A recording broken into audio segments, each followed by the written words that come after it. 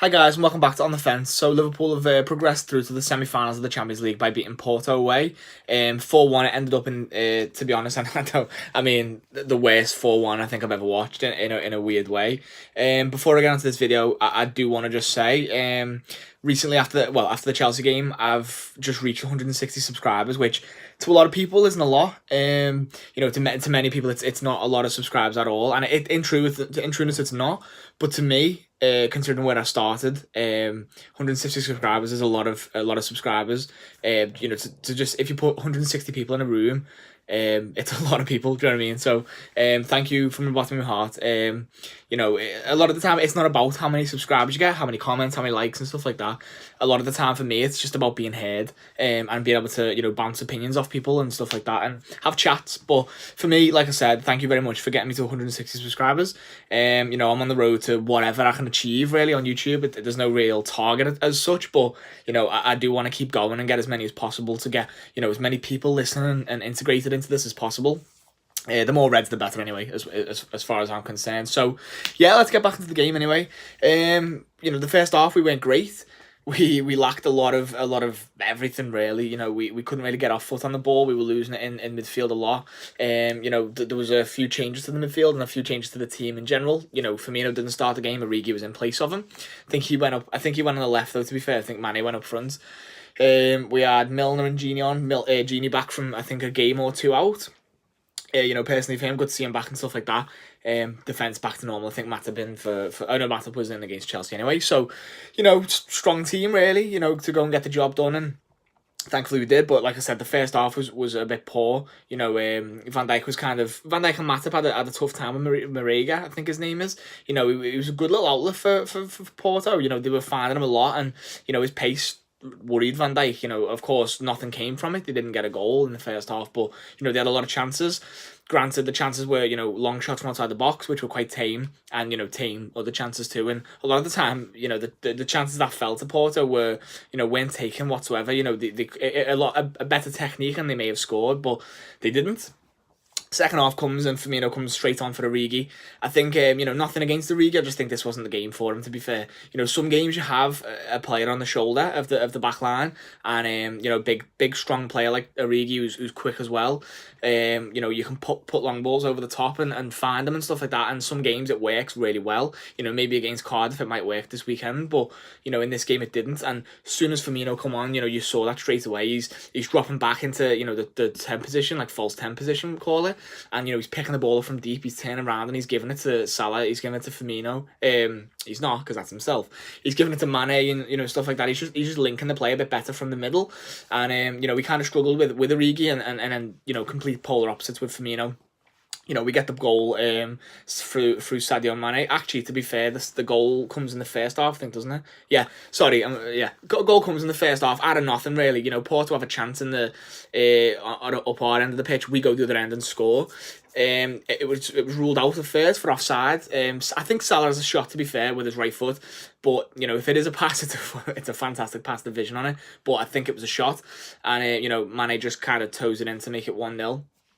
Goal got disallowed at first, and the ref stood there for about 5 minutes until they decided it was a goal. No one showed a replay on the stream I was watching, and Liverpool didn't really appeal for anything. But turns out we fucking scored. So yeah, Mane was onside. It was a correct decision. VAR got it right, fair enough. But there's a real lack of there's so much time being taken with these decisions. It makes it unenjoyable to watch. Even when you do get the correct decision, it just makes it a bit unenjoyable. So it still needs a lot of work, VAR. But we got the correct decision, and that was a platform for us. Yeah, like I said, come out into the second half. Like I said, with the Firmino change helps us out. Trent's ball for Salah's goal is absolutely amazing. It looks easy, it really does, and people will say it was easy, but for a fullback, young lad like himself, I've played fullback, right? And even in 5-a-side, that ball's hard. That really is hard, and maybe that's just because I'm shit. but that's a hard ball to play. You know, when it looks so easy, you slide roll pass, and the defender nearly gets to it. The defender's about this close to it. Couldn't get his foot on the ball. Salah takes a touch. He's 1-on-1 with Casillas, and he just slips underneath him. Great goal, great finish, great ball by Trent. Shows you just how mature he is. You know, late on in the game, he's able to find that ball to Salah. You know, he gets right up the pitch, and he's our fullback, and he's like a number 10 in that position, like a midfielder. They're the qualities he brings to the team, and it's absolutely excellent from him to make the goal for Salah. I thought Salah was going to pass, to be fair, but, you know, as usual, Salah just gets another goal. Then, you know, so at that point, it's 4-0 on aggregate. We bring Gomez on, I think at this point, which is really good to see. Joe Gomez back in the side after a fractured leg, unfortunate for him. Good to see him back, really good. You know, he comes straight on for Trent Alexander-Arnold, actually, that's right. He does. Honestly, really great to see him, you know, after his injury against Burnley, which was fucking January, I think, or December it might have been. You know, it was gutting to lose him, you know, for how well he was playing for Liverpool.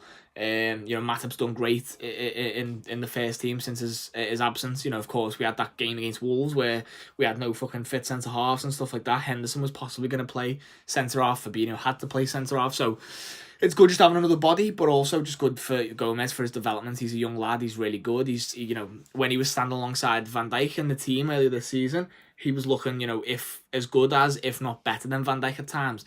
So really good to see him, like I said.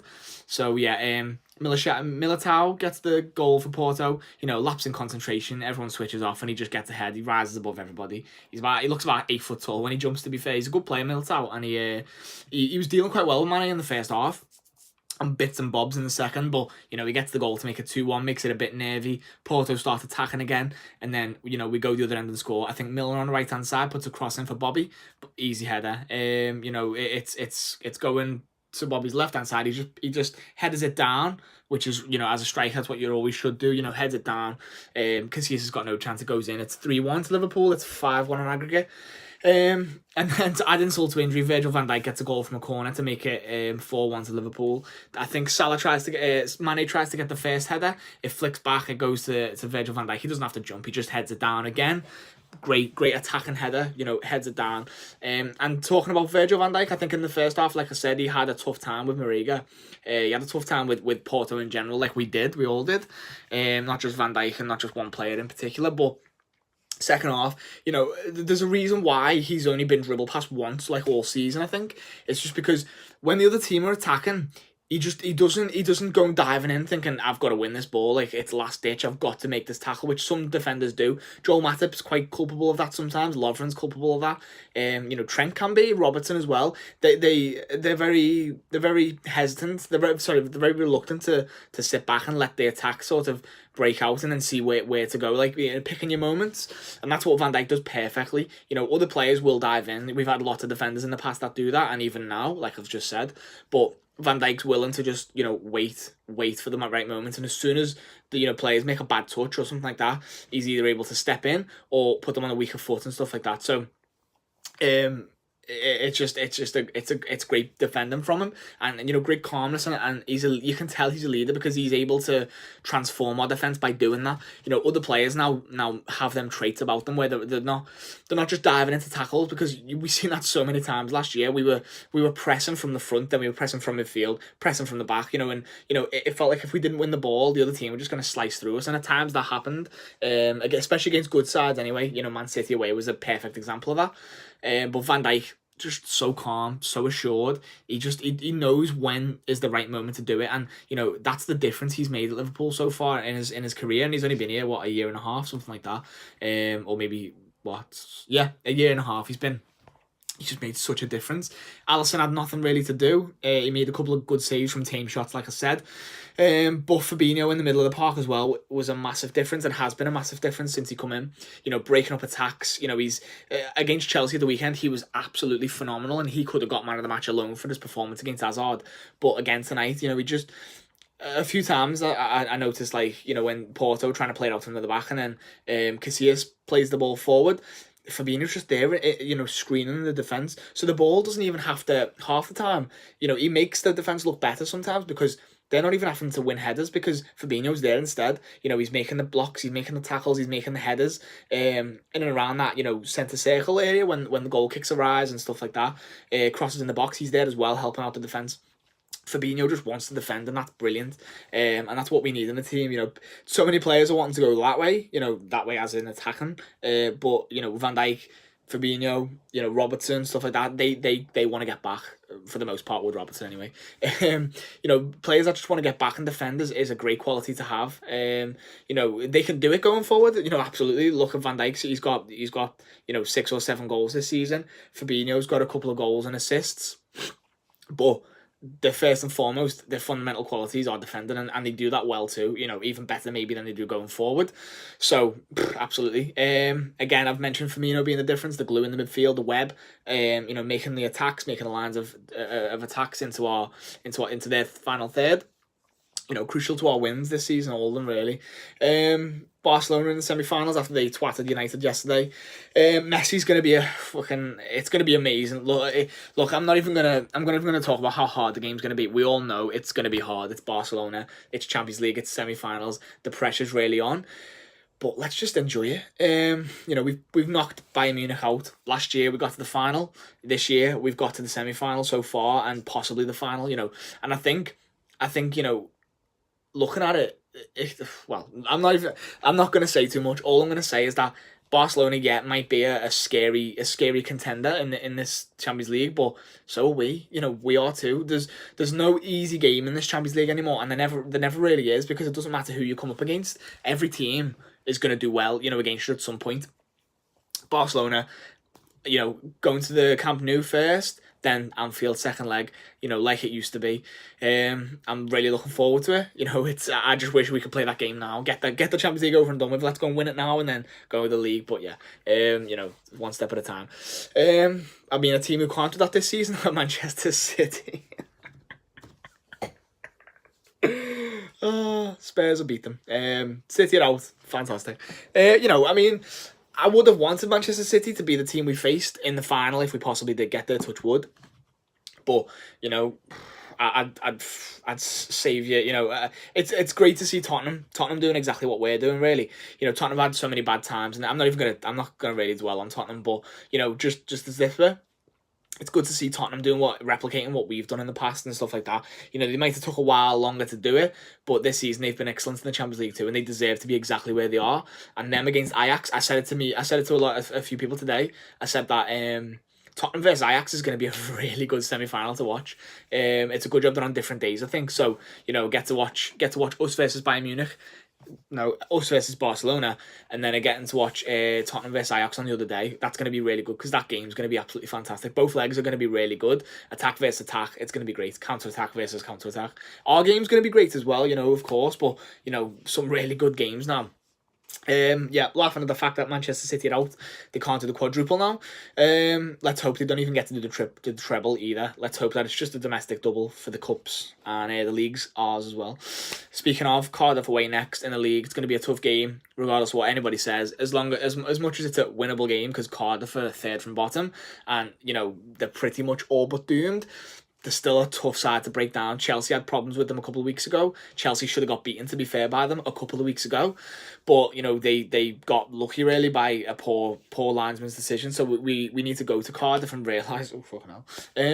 Sorry about Mary there. We need to realise that it's not just going to be easy pickings. It's not just going to be... them fucking defending. They've obviously got to win, so we need to make sure that we're ready on the counter attack and beat them and stuff like that. And then hopefully Tottenham can do another job on Manchester City. Not the same way in the Champions League, because of course the league's different format. But if Tottenham can even just get a draw against City, that would be great as well. All to play for at the end of the season, looks like. I'm fucking enjoying being a Liverpool supporter, of course, because why wouldn't you? We're Liverpool Football Club. We go from strength to strength every fucking week, every fucking season as well, especially under Klopp.